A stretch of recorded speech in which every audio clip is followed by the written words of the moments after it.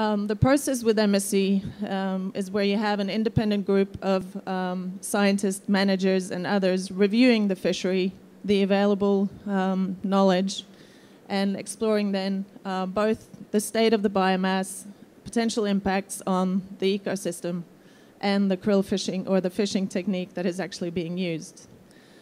And the process takes up to a year and a half, so it's quite an extensive process with detailed reviews and commenting, and they got their certification mid last year.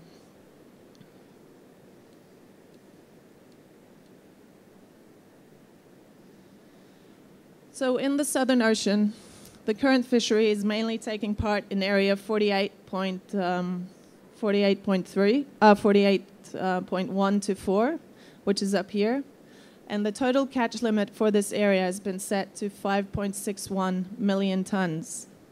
Currently, the catches are only in the region of about 200,000 tons.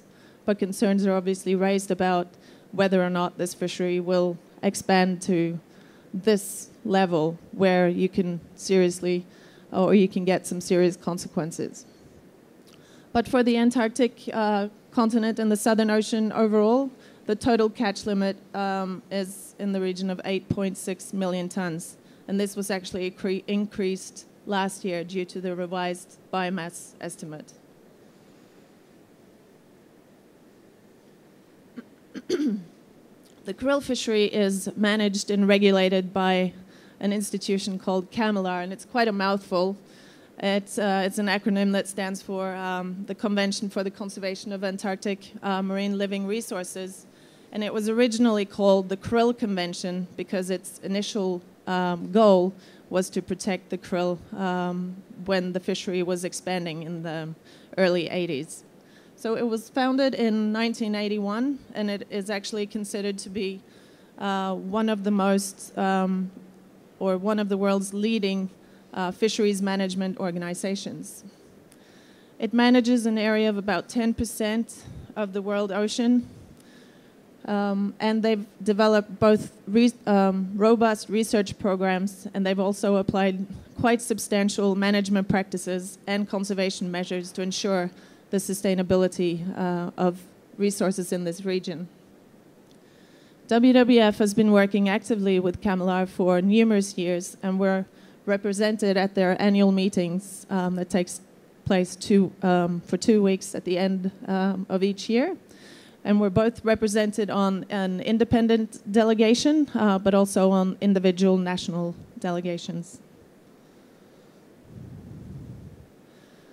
So what are our main concerns about the krill fishery? Because even though it may sound like the krill fishery is sustainable as it is, there are obvious concerns about the krill fishery and its potential expansion.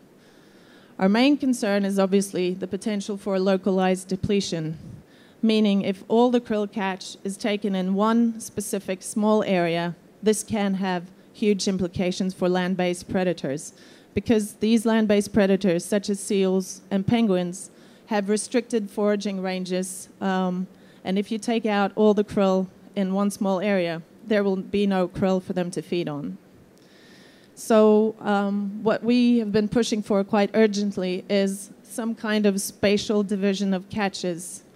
The current system that is in place is so-called SSMU, which is small-scale management units, meaning that you're basically dividing the Southern Ocean up into a grid where you aim to have sub-quotas for each part of the grid. There is a tentative spatial division of these catches currently, and it has been proven to be effective. Last year, the fishery was actually closed down in one of the sectors because the krill fishery reached its limit, and the fishing boats then obviously had to go to a separate part of the ocean. But there is need for moving forward quite substantially on this spatial division and making sure that we have all the available knowledge to do this in a proper way so that you're actually protecting the most vulnerable predator colonies and that you're also avoiding localized depletion. We have also been concerned about the new technology entering into the fishery, where a lot of issues are unknown with these technologies. So this needs to be documented and proven that it's effective and environmentally sustainable. There's also the issue of bycatch, as I mentioned before, both in terms of marine mammals, seabirds, penguins, and fish larvae. For the Aker bimarine fishery, there is close to zero bycatch, but there are concerns about the potential for larval bycatch, which is currently being documented. We are also concerned about the lack of scientific observation in the krill fishery overall. As I mentioned, the krill fishery is the only fishery in the Southern Ocean that is exempt from the mandatory scientific observation. And currently, only 50% of the fishing activities in the Southern Ocean is scientifically observed.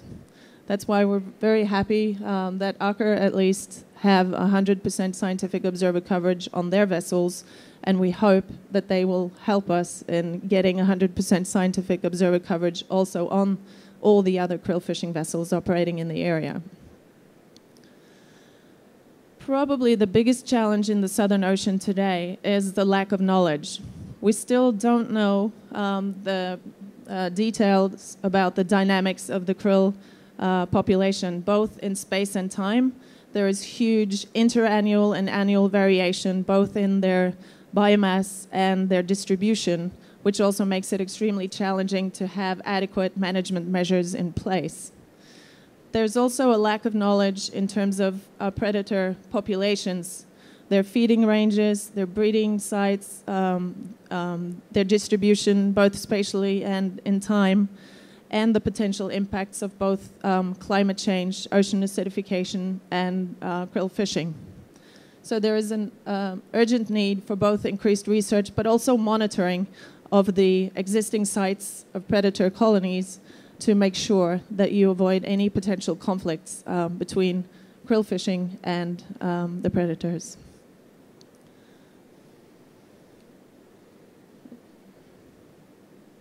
Just to explain to you a bit more about the potential conflicts between the fisheries, as you can see from this illustration, there is quite a big overlap between where the krill fishing takes place and the foraging ranges of the land-based predator colonies.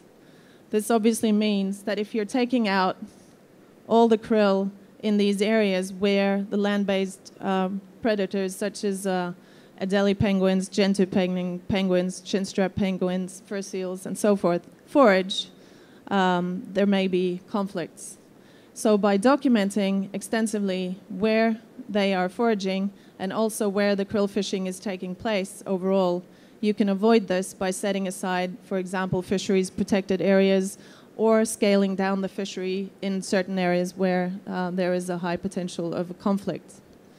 So what WWF is currently working on with Aker Bimarine is a mapping exercise where we're mapping out the extent of Aker's krill fishery and the potential of overlap with land-based predators to make sure that there's no conflict between their fishery and the predators. And then finally to climate change, the biggest challenge of all, and not just in the Southern Ocean, but for all of us and in all the world's oceans. In the Southern Ocean and the Antarctic Peninsula, the mean air temperatures have risen by more than 2.5 degrees over the last 50 years. This clearly has huge implications for both the sea ice extent, oceanic processes, and also the animals living in this region. However, the consequences on krill populations of climate change are not yet well understood, and we need to make sure that we get more both scientific data, monitoring, and understanding of what the potential consequences may be.